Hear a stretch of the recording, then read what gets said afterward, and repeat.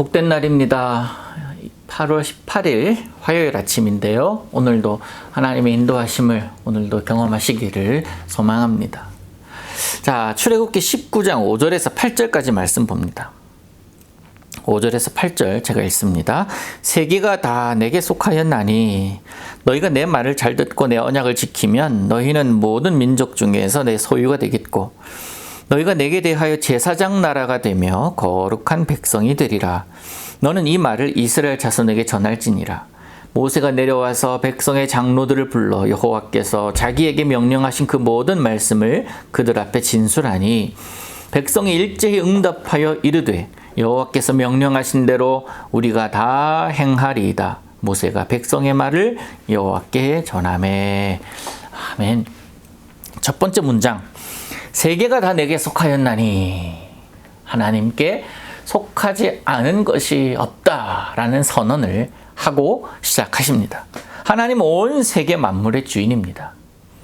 하나님께 속하지 않은 것이 없습니다. 저도 여러분도 우리 모두가 다 하나님께 속한 자임. 그것이 우리 믿는 사람들의 고백이죠. 오늘 살아가는 우리들의 고백이기도 합니다. 이 하나님을 믿는 세계의 주관자, 역사의 주관자이신 하나님을 믿는 너희가 내 말을 듣고 나의 언약을 지켰을 때에 나는 너희에게 가만히 있지 않겠다. 너희로 이렇게 만들겠다 하는 의지가 오늘 본문에 있습니다.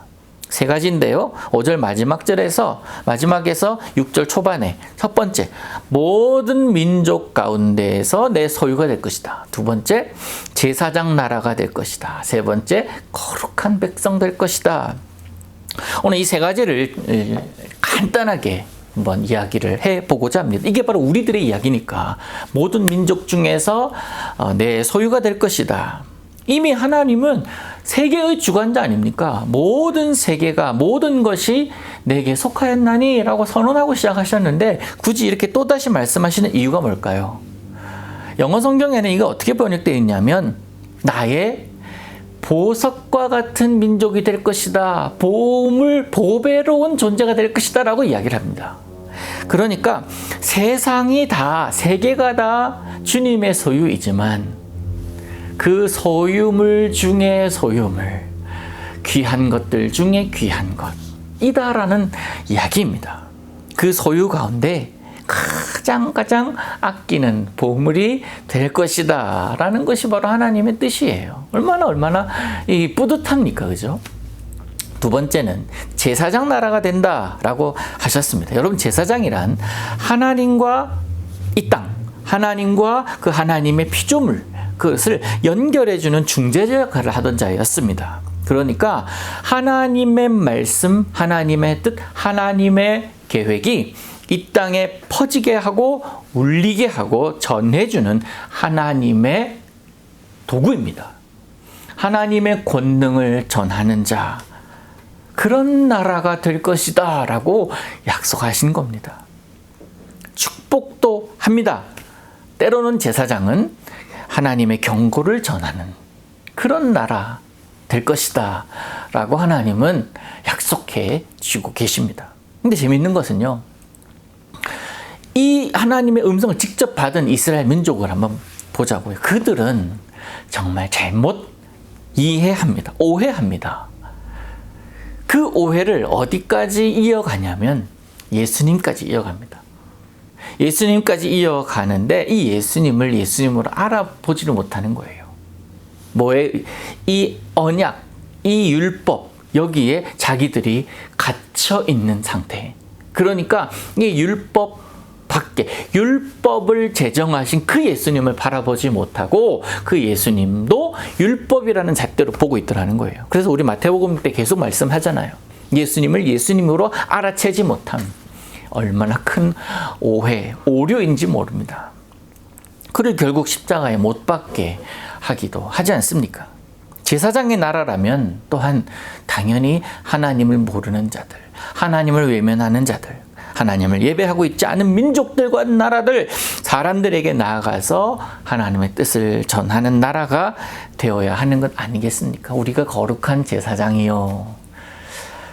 여러분도 그렇습니다. 스스로를 거룩한 제사장으로 여기신다면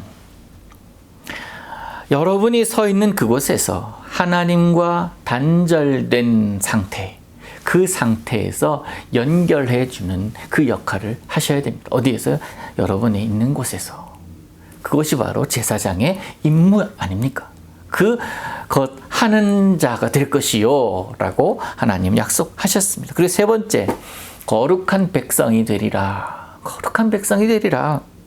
우리가 하나님께서 주시는 언약, 율법, 말씀을 듣고 그대로 행할 때에 우리가 하나님을 닮아가는 자, 하나님을 따르는 자, 우리 속에서 하나님의 아우라가 느껴지는 자로 살게 될 것이다 라는 그런 감격스러운 감동적인 선언입니다. 원래 우리는요, 원죄를 가지고 태어난 사람들입니다. 하나님 그거 모르실 리가 없습니다. 그런데 그 자리에서 나는 죄인입니다 라고 고백했을 때 하나님께서 그래, 내가 그 죄 사하였노라 하시면서 거룩함으로 옷 입혀주시겠다라는 그런 말씀 아니십니까? 우리가 그분 안에 있을 때 사함을 받을 수 있고 그 사함 받은 결과가 바로 거룩함 아니겠습니까? 이런 주님의 말씀 을 모세가 전합니다. 그러자 이스라엘 백성들의 반응이 어떻습니까? 모두 함께 대답을 하는데요. 8절을 보니까 백성이 일제히 응답하여 이르되 여호와께서 명령하신 대로 우리가 다 행하리이다. 여호와께서 명령하신 대로 우리가 다 행하리이다. 그 하나님께서 주실 그 계명들 다 지켜 행하겠나이다 라고 선언합니다. 약속합니다. 사랑하는 성도 여러분, 하나님에 대한 하나님의 약속 선포에 대한 반응입니다. 우리의 반응도 필요합니다. 내가 그렇게 만들겠다 하는 하나님의 의지에 대해서 아멘, 주님 그렇습니다. 저도 그렇게 살아가겠습니다. 그 결단이 우리에게 필요하지 않겠습니까? 하나님을 기억하고 하나님을 묵상하고 날마다 하나님을 의지할 때 그 하나님은 바로 우리들의 하나님이 되어 주십니다. 여러분, 단순히 믿지만 말고 아멘 아멘 그것만 하지 말고 습관적으로 하지 말고 내가 과연 하나님을 얼마나 믿는지, 그리고 하나님께서 원하시는 그 언약들 뭐 613가지 다 있다 하지만은 그 하나로 묶어서 하나로 만들어 보면 뭐라고 그랬어요? 사랑이라고 했잖아요. 사랑하며 살아가는 여러분의 모습을 오늘 한번 가만히 보시기를 바랍니다. 하나님께서 인상 찌푸릴 만한 말을 하는 건 아닌지, 하나님께서 인상 찌푸릴 만한 행동이 우리에게 있지는 않는지, 하나님이 기뻐하시면 잠잠히 기뻐하시는 그 아름다운 거룩한 장면을 연상하실 수 있도록, 그 하나님이 흐뭇한 미소를 지으실 수 있도록 여러분 그렇게 말하고 행동하고 생각해 보시는 이날을 보내보시기를 바랍니다. 쉽지 않을 거예요. 의식하면서 해야 할 겁니다. 그러나 그렇게 했을 때 하나님은 약속하신 대로 하나님은 그 하나님의 뜻을 이루실 것입니다. 그 하나님의 임재를 확실히 느끼는 날 되시기를 원합니다. 제가 좋아하는 문장이 있다 했잖아요. 내가 주 안에, 주가 내 안에.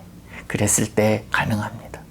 기도합니다. 하나님 아버지, 오늘도 하나님께서 우리에게 약속하신 바를 이루시는 모습을 보게 하옵소서. 그러기 위해서 내가 결단하며 믿음의 사람이라고 생각하는 말, 믿음의 사람이기에 하는 행동, 말하는 것들 다 조심하게 하시며 하나님이 다 듣고 계시고 보고 계시는 그것을 기억하면서 오늘 살게 하여 주시옵소서. 쉽지 않으나 해내는 이날 되기를 간절히 원합니다. 내 안에 계신 주님의 능력으로 오늘도 승리케 하옵소서. 예수님의 이름으로 기도하옵나이다. 아멘.